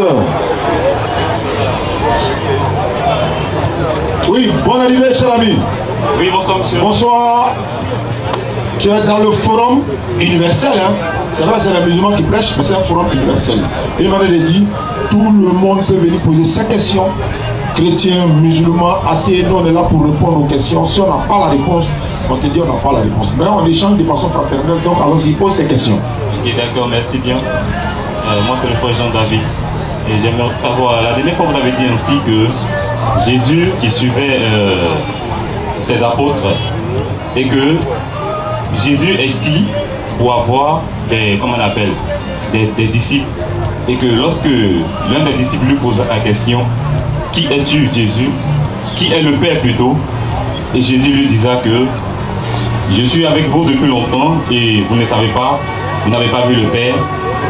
Bon, en ce sens-là, j'aimerais demander un peu qui est le vrai Dieu si ce n'est Jésus. Bismillah. C'est lui que mon invité au YouTube. Il parle moins complexe. Bien, la question est simple. Mon frère, vous prenez Jean chapitre 14, à partir du verset 8. Rapidement. Jean 14, verset 8. Ouais. Philippe lui dit, Seigneur, montre-nous le Père, et cela nous suffit. C'est le verset, non? La question que Philippe lui a posée, c'est montre-nous qui? Le Père. Et cela nous suffit. Oui. Jésus lui dit, il y a si longtemps que je suis avec vous. Oui. Et tu ne m'as pas connu. Philippe. Ça va. C'est lui. Attends. Regarde, Philippe lui dit, montre-nous le Père et cela nous suffit. Et Jésus qui répond, Philippe, il y a si longtemps que je suis avec vous et tu ne m'as pas connu. Si Jésus s'arrêtait là, ça veut dire qu'il est le... C'est clair, il ne faut pas aller par 4 chemins. Mais Dieu merci qu'il ne s'est pas arrêté là. Vas-y. Celui qui m'a vu a vu le Père. On s'arrête là. Celui qui m'a vu a vu le Père. Est différent de je suis le Père, oui ou non? Il y a pas de différence. Ok, je vais te montrer la différence. Ok. Oussad Diané. Ah ouais, ça. Qui a Oussad Diané? Oussad Diané, c'est moi? Non. Faut répondre, celui qui m'a vu a vu Oussad. Ah oui, celui qui m'a vu a vu Oussad Diané. Oussad Diané. Non. Qui a Oussad Diané? Celui qui m'a vu a vu Oussad Diané. Est-ce que toi-même, quand tu écoutes cette réponse-là, c'est normal? Ça fait passer. Ça dit, c'est lui-même qui a Oussad Diané, quoi. Ah, il a compris, mais... Voyez, Jean-David. Qui est Jean-David? Faut répondre, micro. C'est moi. Non, il faut répondre par celui qui m'a vu a vu Jean-David. Jean-David, qui est Jean-David? C'est que ça celui qui m'a vu a vu Jean-David, ça n'a rien à voir avec toi l'humain. Toi tu es humain, n'est-ce pas? Tu n'es... Non. Attendons. Est-ce que tu te dis... Attends, tu te calmer. Calme-toi, je vais te prouver que Jésus... On veut se comprendre quoi en fait. Moi aussi, je vais te prouver que Jésus est homme comme toi. Il faut te calmer, il faut pas ne pas quatre chemins. Je dis, est-ce que quand toi tu vas répondre, étant Jean-David toi-même, quand il dit Jean-David, qui est Jean-David? Et que tu réponds celui qui m'a vu a vu Jean-David là, est-ce que c'est raisonnable? Oui ou non? Oui, c'est raisonnable. Dans le corps du Christ, c'est raisonnable. Mais est-ce que... Tu n'es pas le... Non. de toi et moi d'abord. Est-ce que ce qu'il entend de lui là, c'est ce que tu entends de ti? Bon, c'est bon. Je réponds maintenant directement, ça va. Voilà. Ce qui est sûr, ceux qui sont doués de sciences savent déjà. Ceux qui ont la faculté... C'est pas question de doués de sciences. La Bible dit quoi? Il faut parler selon... C'est pas un débat. Tu as posé une question, c'est pas un débat. Je répète, ceux qui sont dotés de leur faculté mentale savent que quand on vient te poser une question à toi, on te pose une question sur ton identité, tu es qui? Ce que tu es, c'est ce que tu dis. Si je vois le président de la République, je dis, monsieur, êtes-vous le président? S'il est le président, il va me dire, oui, je suis le président. Le mouvement me dit, non, celui qui m'a vu a vu le président, alors que c'est lui qui est le président. Non. Attends, calme-toi. Dans le cadre de Jésus, te montrer qu'il est un homme. Il faut te calmer. Il ne faut pas t'exciter. Il dit, celui qui m'a vu a vu le Père. Comment dis-tu, montre-nous le Père? Il y a un point d'exclamation à la fin du nom Philippe, n'est-ce pas? Oui. Ce point d'exclamation, ils n'ont pas mis là-bas comme ça. Il faut prendre le temps pour étudier les textes et tout ce dont le texte est composé. Le point d'exclamation qui est là, c'est pour exprimer un étonnement de Jésus à l'endroit de Philippe. Il était étonné de Philippe, tu sais pourquoi? Parce que depuis en bas, depuis Jean chapitre 5, le verset 37, il avait déjà dit à Philippe, le Dieu qui m'a envoyé a rendu lui-même témoignage de moi. Vous n'avez jamais vu sa face et vous n'avez jamais entendu sa voix. Quand il a déjà enseigné qu'on ne peut pas voir la face de Dieu, et que Philippe, Dieu lui dit encore, montre-nous le Père, c'est normal qu'il s'étonne de Philippe. Mais toi, tu es qui? Je t'ai déjà dit que je suis son représentant, on ne peut pas le voir. C'est dans ce sens que celui qui m'a vu a vu le Père. Les passionnés, ça va pas la tête. Alors, voilà. Pour répondre. Reprends le texte. Le aussi va donner sa version. Philippe lui dit, Seigneur, montre-nous le Père et cela nous suffit. Jésus lui dit, il y a si longtemps que je suis avec vous et tu ne m'as pas connu, Philippe? Celui qui m'a vu a vu le Père. Comment dis-tu, montre-nous le Père? Ne crois-tu pas que je suis dans le Père et que le Père est en moi? Les paroles que je vous dis, je ne les dis pas de moi-même. Et le Père qui demeure en moi, c'est lui qui fait les œuvres. Philippe a demandé à voir Dieu. On peut parler. Philippe a demandé à voir le Père. Le Père. Quelle était la réponse? La réponse a été, je suis si longtemps avec vous et tu ne m'as pas connu.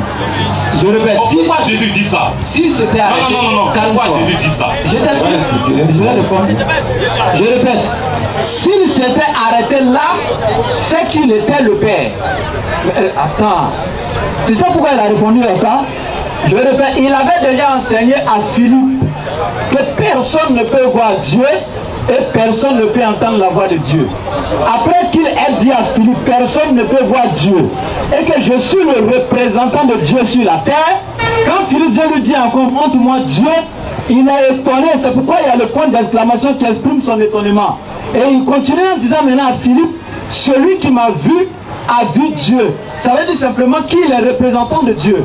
L'ambassadeur du président, celui qui le voit a vu le président. Celui qui a tué l'ambassadeur n'a pas tué le président. Pourquoi ils ont tué Jésus selon vous? Mais vous n'allez pas dire que c'est Dieu qui est mort parce que Dieu lui ne meurt pas. Maintenant je reviens ici. Quand il dit je suis dans le Père et le Père est en moi. Si c'est ce qui vous pousse encore à dire qu'il est le Père, ce n'est pas vrai.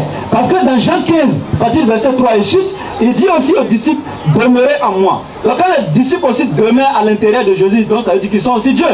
Dans Jean 17, 21, il dit, je veux que ceux-là aussi soient un avec moi, Père, comme je suis en toi, qu'ils soient en nous. Donc les disciples aussi seront en Dieu et Jésus seront aussi Dieu. Non.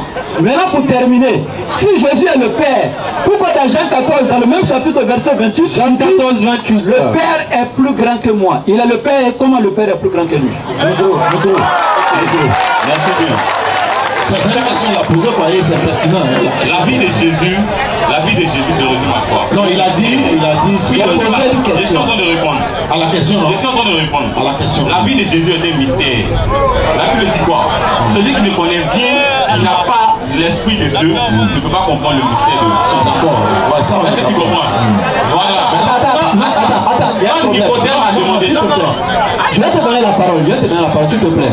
Tu viens de dire, celui qui n'a pas l'esprit ne peut pas comprendre. Pardonnez, lisez Matthieu 15, verset 15 à 16, et puis tu continues.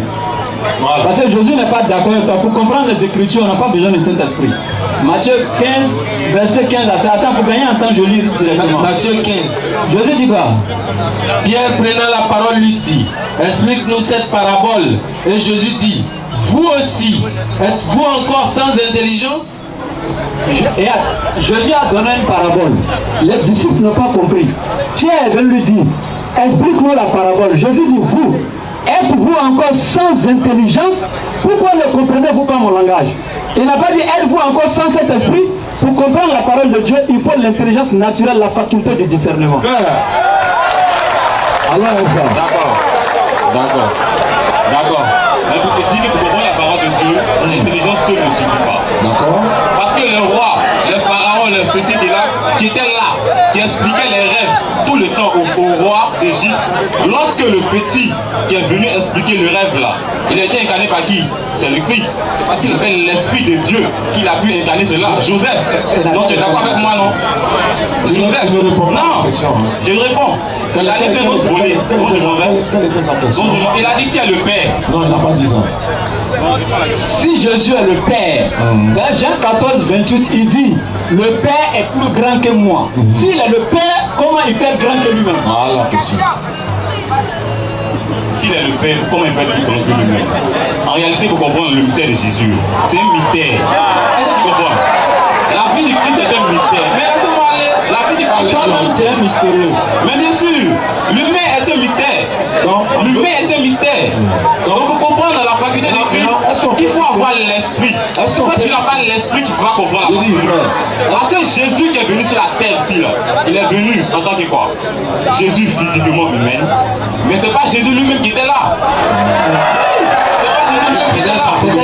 Dieu dans toute son entité du corps humain qui était là. C'est parce que tu n'as pas l'esprit que tu n'arrives pas à comprendre. C'est parce que tu lis bien la Bible, tout est clair au sujet de Jésus. Depuis, il était l'esprit. L'esprit de Dieu mouvait au-dessus de tous les autres. Il était là. Attends. À la fin encore, il est esprit. On n'a rien compris. Comment? En fait, tout ce que tu dis là, il n'y a pas de verset pour nous qui accompagne. Non mais, les versets bibliques là, je ne suis pas trop... Voilà, non, on va t'aider. Comme toi tu parles des mystères là, alors que ici on est dans la réalité. Justement, tu vas dire, quand il a dit style là, mystère, lui t'attend dehors. Quand tu sors, tu prends le mystère, vous partez. C'est comme je vais te dire. Tu vas nous dire ici que Jésus-Christ, il est Dieu. C'est ça, non? Micro. Il est Dieu et il n'y a pas autre chose encore. Très bien. Tu ne changes pas ta parole. Hein? Je ne peux même pas changer. Vous êtes témoin. Hein? Quand ça a chauffé la voix, on dit non, il était, il ne faut pas parler de mystère. Hein? Matthieu 2,13. Matthieu 2,13. Lorsqu'il fut parti, voici, un ange du Seigneur apparut en songe à Joseph et dit, lève-toi, prends le petit enfant et sa mère, fuis en Égypte et reste jusqu'à ce que je te parle, car Hérode cherchera le petit enfant pour le faire périr. Entre Dieu et nous, qui doit sauver qui? C'est Dieu qui doit nous sauver. Bébé là, on le prend pour fuir. C'est Dieu, non, bébé là? Bien sûr. Tu n'as pas entendu? Bien sûr. Bon, bébé Dieu là, on le prend pour fuir à lui là, c'est pourquoi? C'est pourquoi quoi? C'est parce que Hérode voulait le tuer. Attendez. Hérode voulait tuer. Donc entre Dieu et nous, qui doit sauver qui? Merci. C'est que je suis en train de dire là. Ça prouve que je ne connais rien au sujet de Jésus. C'est pourquoi il demande. Pourquoi? Là, c'est l'humanité de Jésus. Non. Il dit pourquoi tu as changé après? Ah, tu dis rien. C'est l'humanité de Jésus qui est mise en cause. Est-ce que tu es d'accord avec moi? Quand il était bébé là, est-ce qu'il était Dieu? Il est toujours Dieu. Il est toujours Dieu. Pourquoi ce bébé n'a pas pu le tuer tous les autres? J'arrive ça. Quand il était bébé là, c'était Dieu, non? Bien sûr. Donc c'est Dieu, on prend parler le cachet de sa propre créature. On prend Dieu pour le cachet de sa propre créature, non? Comment de sa propre créature? Comment de sa propre créature? Qui a créé Hérode? C'est Dieu qui a créé Hérode. C'est pas lui Dieu qui est bébé là, qui est Hérode de Dieu là. Mais je dis que c'est l'humanité de Dieu. Oui, mais c'est le corps de Dieu. Oui, mais c'est Dieu. Mais là, tu as fait de quoi? Non, quand on va dire que c'est lui qui est Dieu. C'est lui qui est Dieu. Quand on prend Dieu, des temps, il est Dieu jusqu'à aujourd'hui. D'accord, on prend Dieu pour faire quoi? Quand on le prend, c'est pour aller faire quoi? On prend Dieu pour faire quoi? Quand ils ont pris le bébé là, par là en Égypte, l'objectif c'est quoi? Dieu. Ça l'a dit. C'est quoi tu comprends pas? C'est le corps. De qui? C'est le corps de Dieu. C'est le corps. c'est le corps. La Bible dit que quoi? Jésus s'est fait humain. Il s'est fait chair. C'est bon. S'il te plaît. Mon frère. S'il te plaît. Frère. Frère. Regarde-moi, s'il te plaît. Écoute-moi, regarde, s'il te plaît. Ok, s'il vous plaît, calmez-vous, s'il vous plaît. Calmez-vous. Frère. Laisse le téléphone là, s'il te plaît. Je veux savoir quelque chose. Quand Philippe a demandé à Jésus, montre-nous le Père, Philippe faisait partie des disciples, non? Jean faisait partie des disciples, non? Jean, la Bible, vous les chrétiens dit que Jean était le disciple le plus aimé, non? De Jésus, non? On te parle, hein, frère. Prends micro. Oui. Il était le disciple le plus aimé de Jésus, non? Oui. Donc Jean était très proche de lui. Ok. Mais je veux savoir, Jean l'a vu, et quand il a dit à Philippe, selon vous, celui qui m'a vu a vu le Père, ce qui veut dire le Père, Jean était là, non? Jean, il sait qu'il est ses disciples qu'il a parlé. Si Jésus est Dieu là, donc Jean a marché avec Dieu, n'est-ce pas? Bien sûr. Jean a vu Dieu. Bien sûr. Il a entendu Dieu. Il a entendu. Ok. Mais ce qui est étonnant, c'est que Jean qui a vu Dieu selon toi va se contredire. Dans 1 Jean 4,12, Jean va venir dire maintenant dans son épître, personne n'a jamais vu Dieu. Jésus lui-même l'a dit.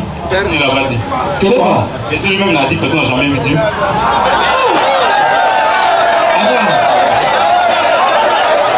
Bible dit que Jésus parlait en parabole. Pourquoi il parlait en parabole?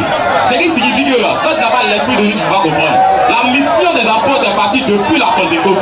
Ils ont reçu l'esprit, c'est là qu'ils sont partis. Donc quand tu n'as pas l'esprit, tu peux rien comprendre. Comment on fait pour avoir l'esprit? Tu ne peux pas comprendre. Comment on fait pour avoir l'esprit? Pourquoi Jésus disait que je ne parlais pas à tout le monde quand il parlait à la foule? Pourquoi? Comment on fait pour avoir l'esprit de Dieu? Comment on fait? Je lui demande simplement d'avoir que j'ai besoin de ton esprit. Bon, Jésus, j'ai besoin de ton esprit. Il faut lui j'avoue ça. C'est pas comme ça, c'est pas ton ami. Comment on fait? C'est pas ton ami. Comment on fait? De la manière tu te procèdes pour prier, tu te procèdes comme ça, tu pries. Mais pourquoi lui aussi se procède pour prier? Jésus se procède pour prier. Tu le pries normalement. C'est comme ça. Jésus se procède pour prier. Pourquoi? Est-ce que tu as entendu même? Attends, tu peux entrer cette parole. C'est pas par là, c'est pas par là. Attends, Jésus se procède pour prier. Ce procès-là, vous priez bien sûr. Jésus priait. Jésus priait pas. Il priait qui? Voilà. Le corps de Dieu. Il priait qui? Il priait Dieu. Il priait qui? Qui était ce Dieu qui priait? C'était lui-même. Il priait Dieu. Qui était ce Dieu qui priait? Attends, il priait Dieu. Qui était ce Dieu qui priait? Attends, il priait Dieu. Bien sûr, il priait Dieu. La Bible dit, il priait Dieu. Oui. Ça, c'est ce qu'on entend. Oui. Mais qui est le Dieu qui priait? Qui est le Dieu? Qui est lui-même? C'est lui-même. Oui, c'est prière lui-même. Pourquoi il priait? Je n'ai pas bien entendu la partie. Donc Jésus se priait lui-même. Il se priait lui-même dessus. Et je dis pourquoi est-ce qu'il faisait ça? Je dis pourquoi est-ce qu'il faisait ça? Pourquoi? Jésus cachait sa divinité de Dieu suprême. Tu comprends? Il a dit c'est vrai. Il révélait à tout le monde qu'il était Dieu. C'est pas vrai. Tout d'un coup. Pourquoi? La raison en est qu'il a dit, toi tu veux me croire. Jean 18, 20. Jean 18, 20. Pourquoi c'est pas vrai? Il va dire, Jésus va dire. Jésus n'est jamais révélé aux gens. Tu as dit qu'il cachait sa divinité. Est-ce qu'on a reconnu souvent beaucoup de l'entrée dans ta plan? Jean 18, 20. Écoute, tu dis Jésus cachait sa divinité. Il faut écouter. Tu as éliminé sa divinité. Vas-y. Jésus lui répondit. Oui. J'ai parlé ouvertement au monde. Oui. J'ai toujours enseigné dans la synagogue et dans le temple. Oui. Où les Juifs s'assemblent. Hein? Et je n'ai rien dit en secret. Jésus cachait sa divinité ou bien il n'a rien dit en cachette? Hein? Si quoi? Si moi. Il fallait voir. Pourquoi Jésus dit à la foule qu'il enseignait que tout ce qu'il disait, il ne disait pas pour tout il le n'a monde? rien dit en secret. Ok, d'accord. Attends, on est là échanger. Mais tu n'écoutes pas. Ah, il a vu la partie même. Il n'y a pas de problème. Mais tu te plains là, c'est pourquoi c'est son rôle. C'est son rôle, voilà, merci. Voilà, merci. Voilà, c'est mieux. Il est déjà pris, donc il ne sait pas comment il va s'en sortir, il profite en même temps. Voilà, va l'appeler ton pasteur, c'est encore. Il dit Jésus se priait lui-même. Quand même tu dis Jésus dit personne n'a jamais vu Dieu, mais tu dis encore qu'il est Dieu. Ouais, il n'y avait pas Bambi. Au suivant. Ah, chez les sœurs. Ok, bismillah. Wa alaykum salam wa rahmatullahi wa barakatuh. Oustaz, il y a deux questions à poser. Il y a deux questions. La première, la suivante. J'aimerais savoir le nombre maximal de zikr à faire. Le nombre maximal de zikr à faire afin de ne pas tomber dans l'innovation. Afin de ne pas tomber dans l'innovation. Ok. La deuxième, Oustaz a dit ici que le Coran est venu pour corriger la Bible. Et l'autre Oustaz aussi a dit que chez les chrétiens, il est interdit à une femme de prêcher. Si tel est le cas, qu'est-ce que l'islam dit sur le fait qu'une femme fasse la da'wa? J'aimerais savoir qu'est-ce que l'islam dit à ce propos-là. Ok, alors, bismillah. Très belle question. Concernant les zikr à faire pour ne pas tomber soit dans l'innovation, soit dans le haram, etc. Il n'y a pas de zikr qui sont spécifiés, déposés pour les parents pour faire. Effectivement. Tu peux faire toutes sortes de doigts, ça peut être dans n'importe quelle langue. Ce qui t'a été imposé par Allah à faire en arabe, c'est que le Coran dans la prière. On ne peut pas prier dans une autre langue en dehors de la langue arabe. À part ça, tes invocations, même ce que tu dis dans la Fatiha, Ihdina siratal mustaqim. Tant que tu es en train d'implorer Allah avec, il va te guider sur le chemin de la rectitude. En d'autres termes, le chemin de la droiture, tu ne tomberas jamais dans l'égarement. Rabbana la tuzigh qulubana ba'da idh hadaytana. Allah, guide-moi, raffermis-moi sur le chemin, ou raffermis mon cœur sur le chemin de la guidance, et après m'avoir guidé, ne me laisse plus m'égarer, etc., etc. Donc, tu as toutes ces doigts-là à t'apporter. Mais dis, il y a tel nombre de fois que tu dois faire tel zikr, tel nombre de fois tu dois faire tel zikr, c'est prescrit, donné, pour ne pas tomber dans le haram ou autre. Non. On s'est compris? Oui. Ok. Maintenant, la deuxième question, la prédication de la femme qui prêche en islam, etc. Oui. Une femme peut prêcher, mais il y a des conditions qui accompagnent. Elle ne peut pas prêcher ouvertement comme l'homme comme ça. Et le premier argumentaire qui est là, certes, la femme ne peut pas être imam à cause de beaucoup de choses. Hein? Voilà, parce que... on a démontré ça ici la dernière fois. Ah, donc je n'ai pas revenu sur ça. Ça fait un. Parce qu'il y a des gens qui ne vont même pas suivre la prière même. Ces femmes-là, elles vont regarder devant. Donc, vous savez. Donc, après ça, femme ne fait pas azan. Vous devez vous demander pourquoi la femme ne fait pas azan. À cause de sa voix. Parce que les atouts de la femme, sa voix en fait partie. À cause de la voix d'une femme, on peut tomber amoureux d'elle facilement. C'est pas faux. C'est pourquoi même la manière de parler de la femme aux hommes étrangers. Quand la femme doit parler avec un homme, elle ne doit pas embellir sa voix, une voix de caresse. Elle nous pose à tous les jours au téléphone. Elle nous fait la tête. Si tu me fais ça, si tu me fais ça, moi je rapproche. Parce que quand elles sont entre elles femmes là, elles parlent normalement. Mais quand elles croisent déjà quelques jeunes assis et puis elles veulent s'adresser à eux, même sa manière de saluer, c'est bizarre. Donc, c'est pour dire quoi? À plus forte raison, sortir la voix publiquement comme ça, où tout le monde entend. C'est pourquoi l'islam interdit azan de la femme. Elle ne fait pas azan. Maintenant, concernant les prêches de la femme, elle doit faire ça dans les assemblées de femmes. Est-ce que vous comprenez? Oui. La femme, ce qui est bien, là où il n'y a pas de débat entre les savants, ils sont tous unanimes. Une femme peut prêcher, mais dans une assemblée de femmes.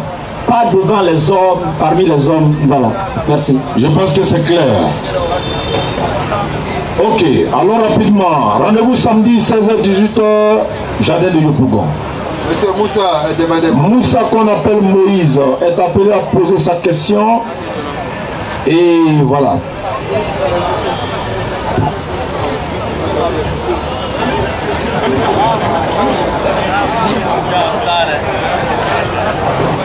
Salam alaikum. Wa alaikum salam wa rahmatullahi wa barakatuh. Je vais poser une question. Bismillah. Oui, on va à la mosquée. Les imams nous font prier. Allons-y. Les imams nous font prier. Il y a une sourate dans la campagne. Voilà, sourate Al-Masad. On n'entend pas, mais c'est pas pourquoi quand ils nous font prier, on n'entend pas cette sourate. Quand on était petit là, on dit qu'on dit qu'à Tabati à Kara danser là, il va. Bon, c'est faux, hein, mais il va expliquer. Non, c'est seulement pas le par quatre chemins. Allah dit فَأَقْرَهُ مَا تَيَسَّرَ مِنَ الْقُرْآنِ وَأَقِمِ الصَّلَاةَ. Il n'a pas dit illa suratul Masad. Il dit, c'est que tu maîtrises le Coran facile du Coran, récite ça et accomplis la salat avec. Il n'a pas dit excepté la suratul Masad. Donc lis la suratul Masad dans la prière, c'est pas haram en islam. Mais je reconnais qu'il y a une partie des savants qui négligent, il y en a qui disent qu'on ne lit pas dans la prière, parce que c'est Allah qui est permis à maudire l'oncle du prophète, mais pas toi, un être humain.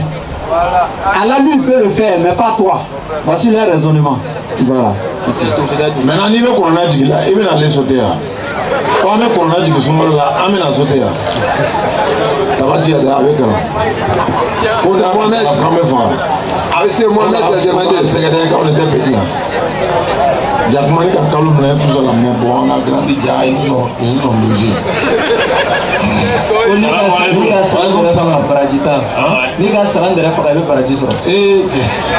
Allons-y, bismillah. Ok, bismillah.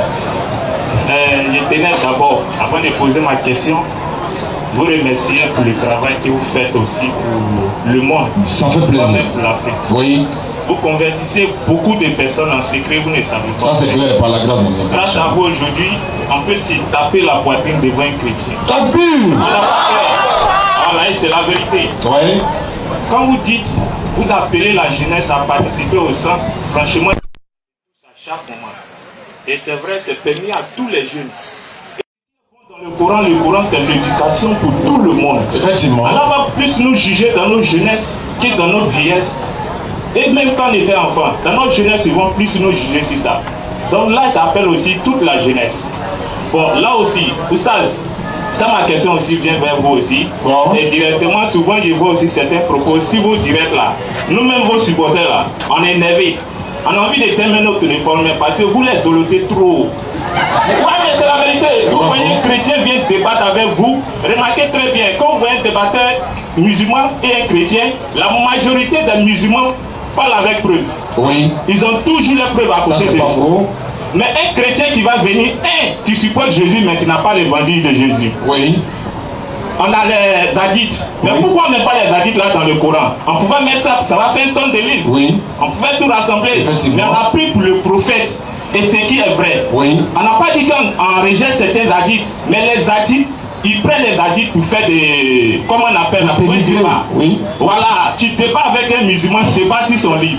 Tu ne débats pas sur les hadiths. C'est pas faux. Quand le musulman veut débattre, il prend le livre, il prend la Bible. Oui. Il ne prend pas autre chemin. C'est ce qui fait un peu la force des musulmans. Et soyons fiers d'être musulmans. Voilà. Ma question vient ceci. Le père Abraham, il se retrouve chez les chrétiens, il se retrouve aussi chez les musulmans. Bon, on célèbre l'affaire de Tabaski. Avant le prophète Mohammed sallallahu alayhi wa sallam, est-ce qu'il fêtait aussi, comment on appelle là, l'affaire de Tabaski? Excusez-moi pour la question, mais c'est un converti aussi. C'est très bien. Voilà, c'est un peu ça. Mon invité est là, Inch'Allah. Bismillah. En fait, je veux savoir, avant le prophète Mohammed alayhi wa sallam, est-ce que qui fêtait ça avant lui? Tu poses la question pour savoir qui fêtait ça avant le prophète. Qui célébrait? Qui célébrait ça avant le prophète? De toute façon, tout récemment, on va faire l'affaire de Tabaski. Oui, tu veux savoir si... Avant le prophète. Ça aussi, les êtres humains faisaient ça, quoi. Voilà, c'est ça. Ah, ok. C'est ça. D'accord. Avant le prophète, alayhi wa sallam, il n'y a pas un texte clair qui dit que Allah avait prescrit aux autres peuples. Mais ce sacrifice, c'est Abraham qu'Allah a donné. N'est-ce pas? Mais dit que Abraham a continué avec, ce n'est pas précisé. Mais nous, la communauté de Mohammed, c'est à nous, Allah a prescrit et nous a ordonné de commémorer, et si on a les moyens de le faire. Ok, merci. Le prophète alayhi salam, Issa, il n'est pas venu dans ses propos pour abolir n'importe quelle condition. Mais lui, il n'a pas parlé de ça. Ni dans la Torah, mais c'est que le prophète Muhammad sallallahu alayhi wa sallam qui a suggéré cela. Donc je me pose un peu beaucoup de questions un peu pour être un peu bien guidé. Qu'Allah facilite. Ok, donc comme je l'ai dit, c'est clair, j'ai pas vu de texte qui dit qu'Allah avait rendu sur les peuples d'avant obligatoire. Mais nous, la communauté de Mohammed, c'est à nous qu'Allah a prescrit cela. C'est comme Sofa et Marwa. C'est venu au temps à cause de Hajar, l'épouse d'Abraham. Mais non, Allah nous a prescrit ça dans le Hajj. C'est un pilier du Hajj qu'on doit accomplir obligatoirement. Ça peut aller? Ok. Merci beaucoup. La dernière question. Assalamu alaikum wa rahmatullahi wa barakatuh. Wa alaikum salam wa rahmatullahi wa barakatuh. Alhamdulillah, pour moi, c'est pas une question, c'était pour vous remercier. C'est un plaisir. Nous, on a fait de la diaspora, on visite en France. Donc, quand on vient ici en vacances, on peut passer ici. Ah, ça, tu as eu l'honneur d'assister à ça. C'est pas facile de parler en public, non? Oui. Voilà, c'est un peu chaud, mais bon, c'est comment ça? Donc, voilà, on encourage aussi les la consultance du centre. Inch'Allah. Pour pouvoir faire la promotion. Vraiment. Le centre va servir aussi à la jeunesse pour venir se former, pour faire la dawa, même si nous ne serons plus de ce monde-là. Il y aura beaucoup de prédicateurs qui vont défendre l'islam par la sagesse. C'est ce qu'on entend. Et en même temps, dans ce sens, ça vous encourager. Merci beaucoup, vraiment, ça fait plaisir. Inch'Allah. Bonne arrivée à Abidjan. C'était la DDR avec Ibrahim de la Bagoué. On va lever l'index. Tout le monde, rendez-vous samedi 16h. Ashhadu an la ilaha illallah wa ashhadu anna Muhammadan Rasulullah. Je salue Nabil, là, on va saluer Nabil. Nabil, c'est le technicien de la DDR qui est venu de Lyon. Voilà, et également Nabil, bonne arrivée, merci. Vous avez vu la qualité d'image, c'est grâce à Nabil. Et par la grâce d'Allah, il a mis les conditions qu'il faut. Donc on lui dit merci. C'est le représentant de la DDR depuis la France, Lyon. Voilà, et je vous dis quelque chose, si je vous dis, vous allez crier à Takbir. Il est marocain. À Takbir!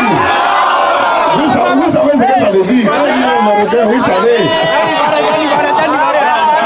Merci beaucoup, Nabil. Ceux qui veulent nous voir, ils peuvent venir au bureau, le bureau est juste là, et puis on va le recevoir le matin.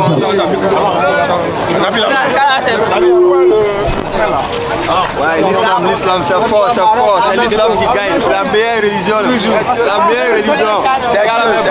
Merci beaucoup. C'est Dieu, c'est Dieu, c'est Dieu, c'est Dieu. C'est Allah. Merci. C'est la dawa, qu'Allah nous préserve.